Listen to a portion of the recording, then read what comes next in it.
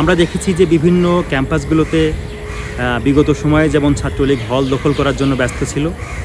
এই সময় দেখেছি শিবিরের বিভিন্ন নেতাকর্মী আওয়ামী লীগের ছাত্রলীগের নেতাকর্মীদের প্রশ্রয় দিয়ে তারা এই হল দখলের একটা বিষয়ে আছে।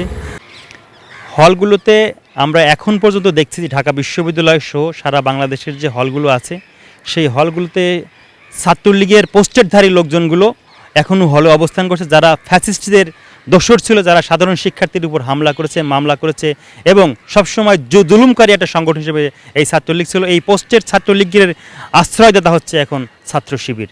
এই বৈষম্য বিরোধী যারা আছে এরা বলছে যে এরা পোস্টের থাকলেও এরা ভালো কাজ করেছে। আমরা মনে করি যারা ছাত্রলীগের পোস্টের ছিল তারা সবাই সাধারণ ছাত্র শিক্ষার্থীদের সাথে সবসময় বিরূপ আচরণ করেছে এবং তাদের উপর হামলা মামলার নেতৃত্ব দিয়েছে।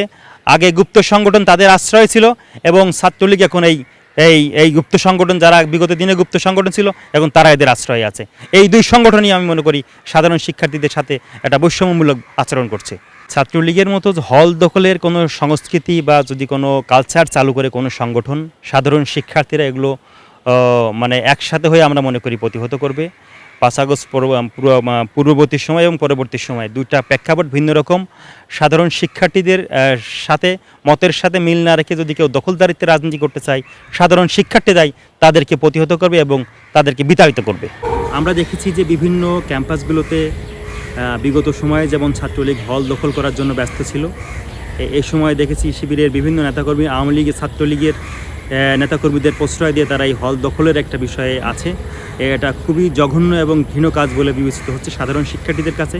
ছাত্রলীগের পথধারীদেরকে সাথে নিয়ে হল দখল করার যে অপচেষ্টা, সেই অপচেষ্টা সাধারণ শিক্ষার্থীরাই একতাবদ্ধ হয়ে তাদেরকে প্রতিহত করবে এবং তাদের বিরুদ্ধে তাদের এবং অন্যায় এবং অপকর্মের বিরুদ্ধে এবং তাদেরকে আওয়ামী লীগের দোসর ছাত্রলীগের সাথে করে নিয়ে সকল কার্যক্রমকে সাধারণ শিক্ষার্থীরাই প্রত্যেকটি ক্যাম্পাসে রুখে দিবে। আমরা কখনোই কন্দলের রাজনীতিতে মানে আমাদের মত নাই।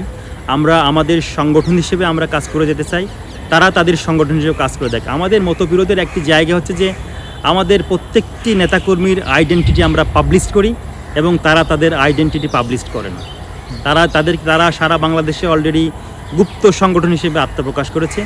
আমাদের প্রত্যেকটি নেতাকর্মীর পরিচয় আছে, আমাদের প্রত্যেকটি কমিটি আমাদের পাবলিশড আছে, মিডিয়াতে আপনাদের কাছে আছে, কিন্তু আমরা তাদের কোনো কমিটি দেখি না পাবলিশড আছে এবং তারা বিগত সময়ে গুপ্তভাবে রাজনীতি করছে।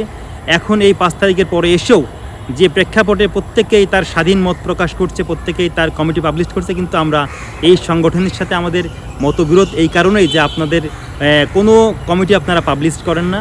আমরা জানতে পারি না যে আপনাদের নেতাকে, আপনারা বিগত দিনেও গুপ্তভাবে রাজনীতি করছেন, এখনও গুপ্তভাবে রাজনীতি করছেন। এটা সাধারণ শিক্ষার্থীরা এবং অন্যান্য যে ছাত্র সংগঠনগুলো আছে এগুলো কেউই এটা আসলে ভালোভাবে নিচ্ছেন না। আর তারা সবসময়ই নিজেদেরকে অনেক কিছু বড় কিছু মনে করছে। আমরা 5 আগস্টের পর থেকেই দেখেছি আমরা কিন্তু একটা ফোর্স হিসেবে কাজ করেছি। ছাত্রদল সবসময় তাদের পিছন থেকে আমরা সম্মুখ সারিতে কথা আমরা বলি না, এজন্য যে আমাদের উপর কিন্তু ওই শেখ হাসিনার ফ্যাসিস্টের একটা মানে সবসময় নজরদারিতে ছিলাম। আমাদেরকে ছাত্রদলের প্রেসিডেন্ট সেক্রেটারিকে টার্গেট করে কিন্তু গুলি করা হয়েছে, আমাদের প্রেসিডেন্ট গুলিবিদ্ধ হয়েছে। আমাদের উপর কিন্তু একটা সরকারের নজরদারি ছিল। সবসময় আমরা এই জন্য চেয়েছি যে এই যারা সাধারণ শিক্ষার্থী আছে এরা সামনে থেকে মিডিয়াকে ফেস করুক, আমরা পিছন থেকে আমাদের সমস্ত শক্তি দিয়ে।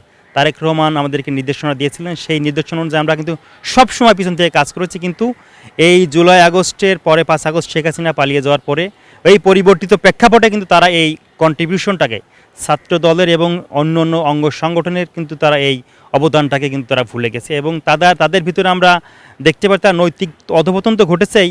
তাদের দেখলাম যে বিভিন্ন মানে মানুষকে যে হেয় প্রতিপন্ন করার যে প্রবণতা তাদের ভিতরে আছে।